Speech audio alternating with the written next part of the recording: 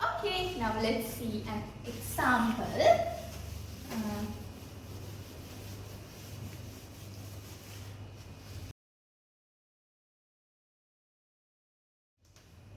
A, B, C, D.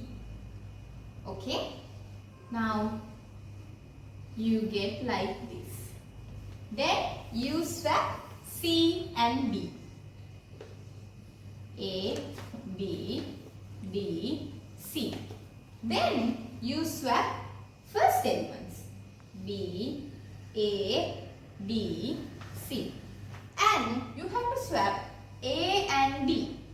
B, D, A, C. So this is the swapped one. You can only swap the nearest two elements. You can only swap nearest two elements like this or this, like this, like this. You can only swap like these elements, right? When we're talking about comparison operators in these sorting methods, that is higher than or larger than. This is less than. Higher than or equal, larger than or equal, smaller than or equal. These are the comparison operators which is under this sorting algorithms. Okay, any data structure could be sorted because the main feature is sorting. So if any kind of data can't do sorting, that destroys the main feature of these data structures. So now let's see another example as well. This is B1, this is B2, this is B3, this is B4. Okay. Now this becomes this.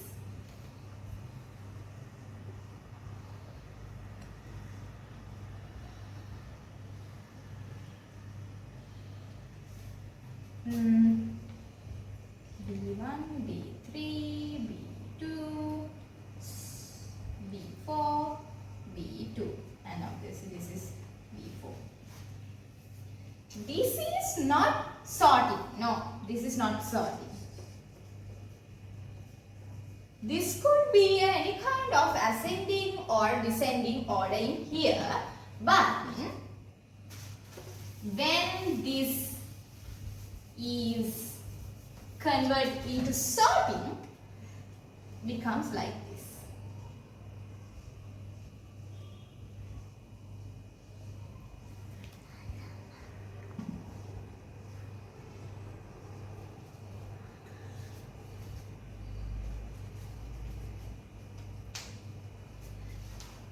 This is B2, this is B1, this is B3, and this is B4. Yes, this called sorting.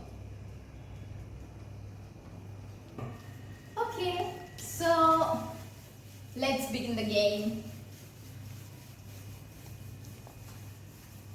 Did you know something about loop invariance? Okay, let me explain this. You think there are 6 students, right? You have to sorting these 6 students. So you have to check one by one. Especially you have to remember one thing, that in these sorting methods you have to check one by one in each and every round. Okay? The looping is also, the loop is always a checking. Okay? Checking is always a loop. Right? So, in loop invariant, if you have 6 students, you have to check by 2 in 5 rounds. Loop means this loop invariance is you have to check whether which numbers of elements that you have to minus 1. That you have x elements, you have to decrease 1, then you can get your loop invariance. Okay. The rounds in this process, this shows which is your loops in this sorting method. Okay, now let's see what the process is going in invariant. In the loop invariant,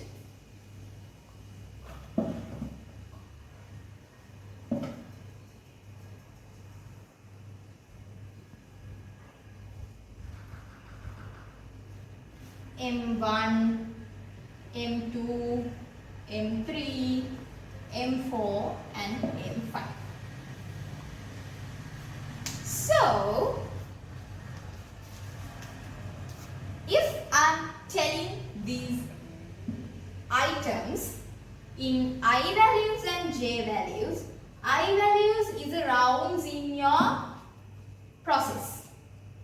This is the loop, okay? The rounds which you going through these all the process, this shows by I letter. Okay, J is the element value. So if I say this is J1, this is J2, this is J3, this is J4, this is J5, and the I value is 1.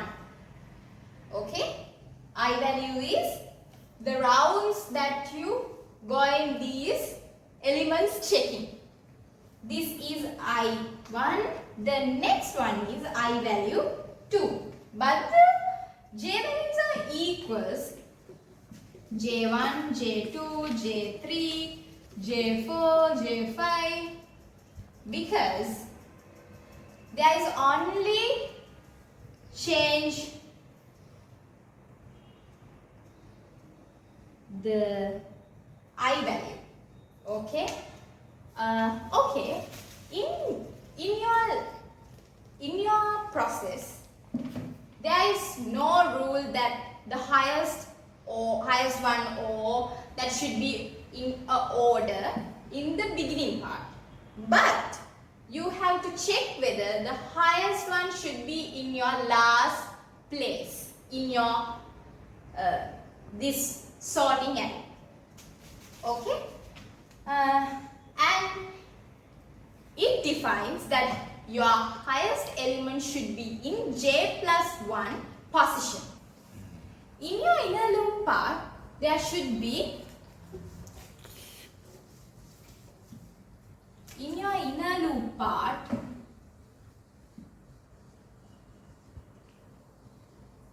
there should be J value and J+1 value. When you are getting 6 people in here,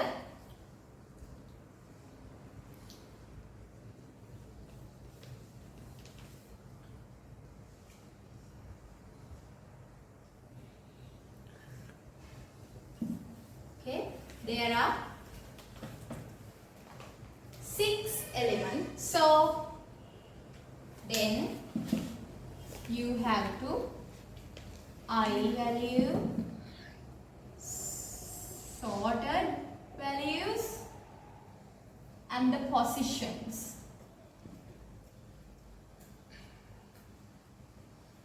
Okay, now the I value is 1, sorted value is 1, 2, 2, 3, 3, 4, 4, 5,